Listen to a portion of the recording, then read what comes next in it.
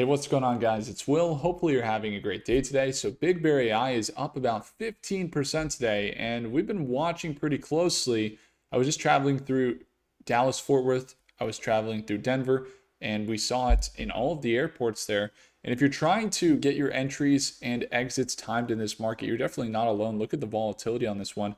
We're going to be going into it in depth. And by the way, we just wrapped up our 10K trading challenge. We still got some VIP spots open, so they are going away soon as we're on day 2. If you want the full recordings of every single day and every single session, along with access to be able to use some of the softwares here like Prophecy AI and get the best analysis, which we'll pull up here, then again, it's going to be the first link in the description below. It's free to join the challenge, and then you have the VIP spots there as well. So let's talk about BigBear. One thing you might want to notice is just an observation is you have, I was just in an Uber drive over here, and you have a big amount of people, Uber driver included, focused on how there has been some shutdowns in the Department of Homeland Security. And as a result, there's less traffic, or you could say less ability to service all of the traffic in the airports, particularly in TSA.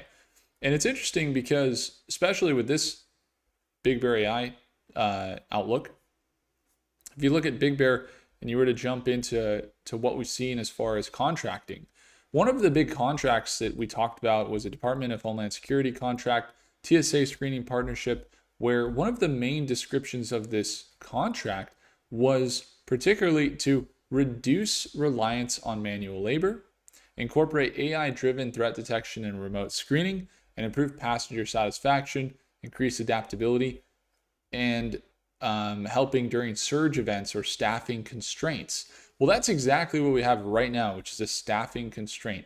If you were to look at what BigBear.AI really focuses on, I think it's part of the reason why we see them surge today. There's some other things we'll talk about, but it's going to be, the VeriScan technology that is one of their main focuses, which is their facial scanner. Essentially what it does is scans people at the airports, the entries and the exits of international entry, and directly at the commercial sites. But they're not directly in a lot of the security checkpoints. They're more at the actual gates, and they're partnered with the Delta and some of the top airlines and airports directly, rather than Homeland Security or TSA in general. But they are looking to build their TSA contracts. In fact, their current CEO was previously acting secretary of the U.S. Department of Homeland Security during the first Trump administration, and then also the commissioner of U.S. Customs and Border Protection, which kind of fits with where they're going. Now, what's interesting, though, is that while they've had a lot of momentum in their infrastructure build-outs, they haven't seen any big increases in revenue. You can see, they've got more money. They've increased their assets over the last year and a half from $350 million to about $919 million, so almost $1 billion in assets, while their liabilities have stayed fairly low and they have positive equity.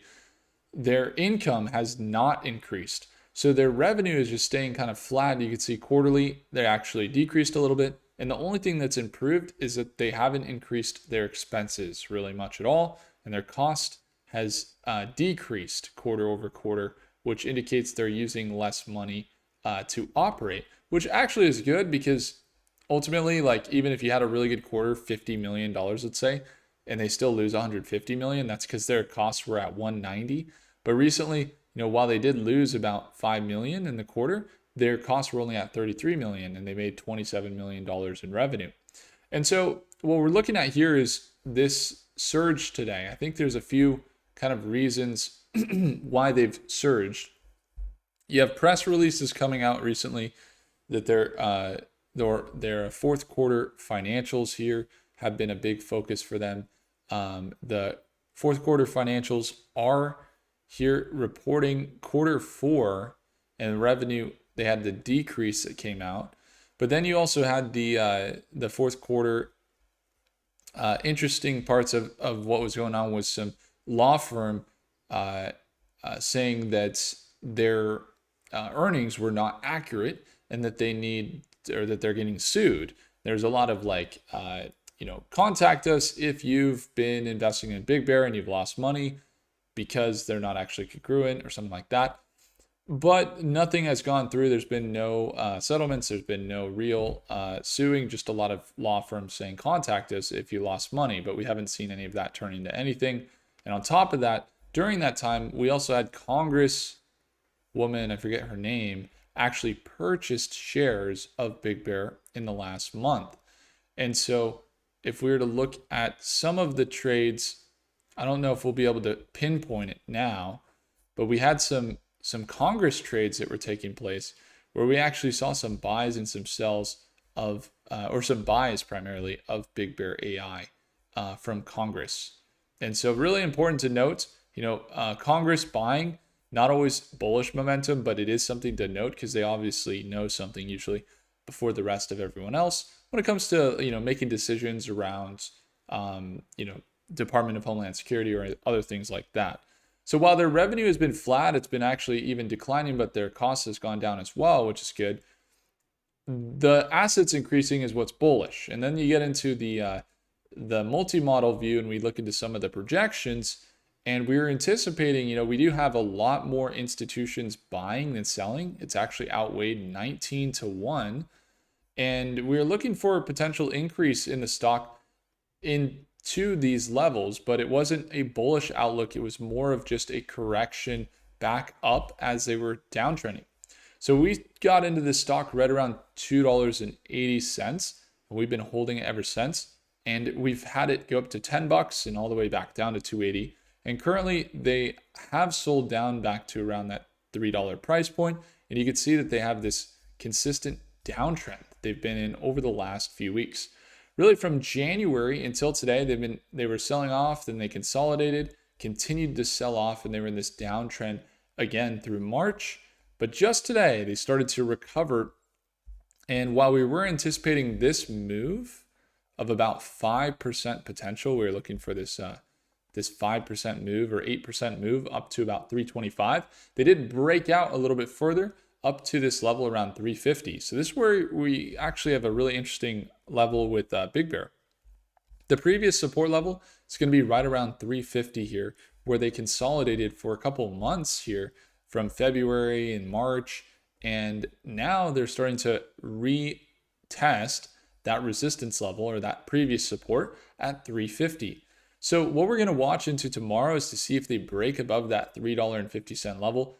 So again, market for defense is looking pretty good. There's obviously the war happening, but also if AI is becoming more of a factor and it kind of shows up when there's maybe not as much manual labor taking place in the Department of Homeland Security, TSA doesn't have the opportunity or isn't, in the full-fledged workload that they're normally in, or they have the same workload, but obviously you're seeing some turmoil right now in the administration and some shutdowns in the Department of Homeland Security that's causing some indigestion at a lot of the airports. I mean, I was just flying into Fort Lauderdale. It was packed and it was really busy. In New York, a lot of delayed flights, even on top of the partial delays because of the plane crash that happened.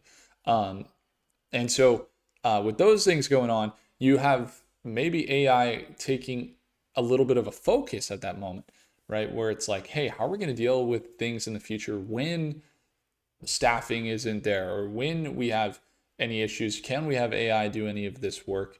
And they're already doing it with, all the things that are recognizing your face and stuff like that.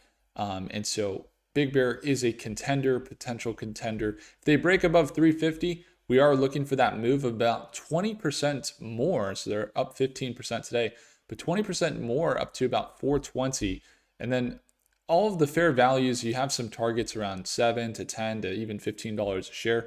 I've been really saying I think they should stabilize between $5 to $7 a share just based on their market cap right now. If we were to look at their current market cap at $2 billion, they have some backlogs of 300 million plus.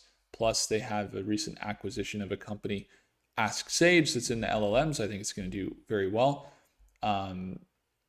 and we see a lot of data that they're collecting. With all this entries and exits in the US and the very scan, with the artificial intelligence and the facial recognition, they're collecting a ton of data. So it's very, very plausible that they would get more contracts based on the data alone.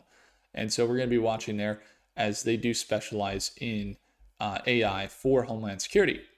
They also work in the Panama Canal. They also are working over in a few AI, customs management systems. C-Speed announced strategic partnership, deliver AI-enabled border security. There's a lot of different contracts they've had, but no real big news recently. And I think part of it could be the attention on TSA as of recently, as BigBear.AI goes up 15%.